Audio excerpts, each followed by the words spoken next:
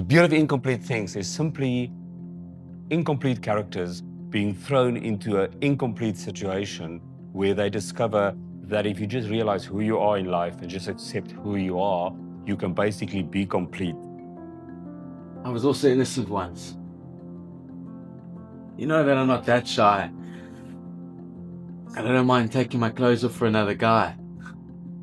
You'd be nervous too if you had to be alone in that place. A stranger. His eyes burning into every move you make.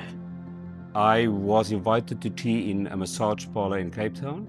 I had no idea it was a massage parlor. I went to visit a friend I haven't seen for years. And as I finished my second cup of tea, all these boys started coming out from all the rooms and stuff. And I said, shit, where am I now?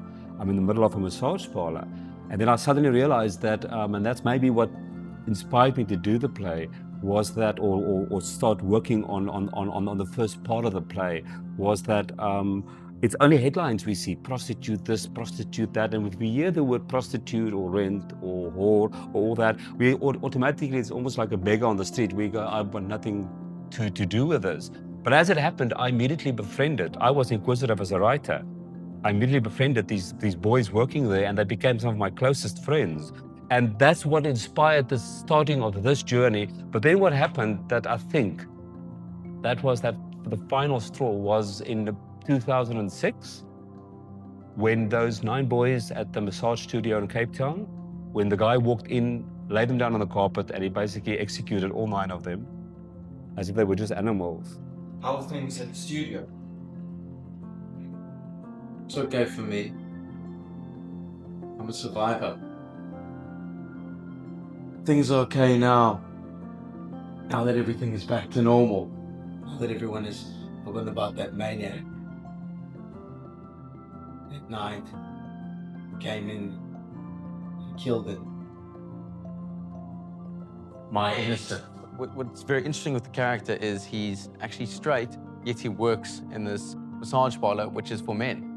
And that's where the psychology of the character becomes very conflicted, because he's straight, yet he's working in this massage parlor. And not only that, he later gets married and has a child. And that's the state that we find the character in the beginning of the play. He's just come away with this client that's a friend of his, David. And what's interesting there is nothing physically has actually happened with them. They're just friends. And they've created this incredible bond between one another. Almost, you could call it almost a brotherly love that's almost like a hate-love relationship. It was spared that much, Tommy. Blood never fades. Their deaths were senseless, Dave. You know what the saddest of all was? Not the slaughter, the scandal, the innocent death. The saddest of all was when this really old couple came to fetch their son. Put him in the back of their buggy. He took him back home. My character is David.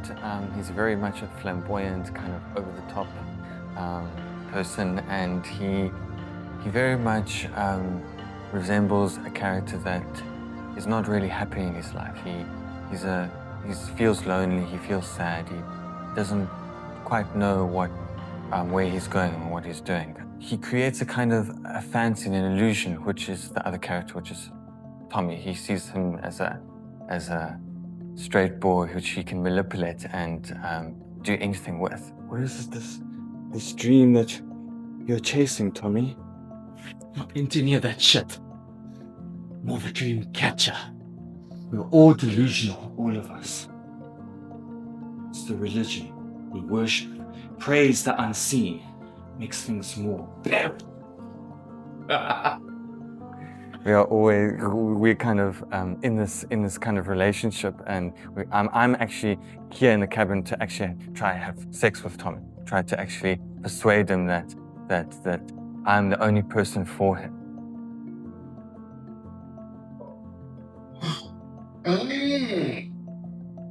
For the first time, I seem to be on time and not late as usual. Perfect timing. this is Cottage Zero in the middle of nowhere. Or am I at the wrong cottage again? Waiting for the boys in blue to cuff me. Lawrence basically comes in and he gate crashes the party. So the difference between Lawrence and his real name is Steve is a major difference which comes out with certain impulses right through the play. Oh, a tease that titillate but does not like to be disturbed. Readers have a trophy compromise. We show off our studly conquest. It's been the definitive dream since the blossoming of queerdom. A rare delicacy that can never satisfy our ferocious appetites. Like seducing straight boys who taste the forbidden fruit. It is a beautiful script with beautiful language and really a script that you can see that Daniel has really worked through and thought through. What I find is incredible about the play is it's pointing to how men can objectify men and how men can objectify women is one of the same thing. And maybe what's great, what I find amazing about it and attracts me to the role is that as I'm being objectified in the play and the character of Lawrence and Dave looking at me and they're just kind of almost perving over me or making fun of me. And it's incredibly sad. They're all searching for something that they can't seem to find. And that is the incompleteness. What's life in that? Many of our friends is what they dream of. Some of them even live for it, spinning their sticky webs to procure their addiction. Exhibit our straight trophies. Don't feel special or unique. We are all trophies in our own way. The world is filled with trophies of our past. Everybody sitting in the audience is a David. Everybody's been a Tommy. Everyone's been a sort of a Lawrence. We've all been at that stage where we prostitute ourselves, even if it's for art or for writing or for whatever. Gone are the days where gay people are freaks, where it's now acceptable to be and that you are actually recognized, and that love between men can also be extremely beautiful and is very beautiful. I think they'll take away a sense of let me express who I am and not be ashamed of expressing who I am. It touches a chord, no matter it really, when it gets hold of you, it's not going to let go of you. No matter how hard I try, I want things to be different.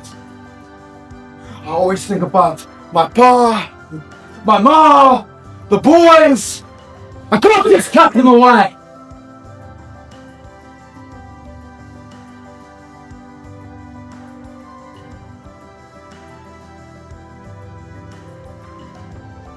When I'm at the studio, doing my thing, keep my eyes closed.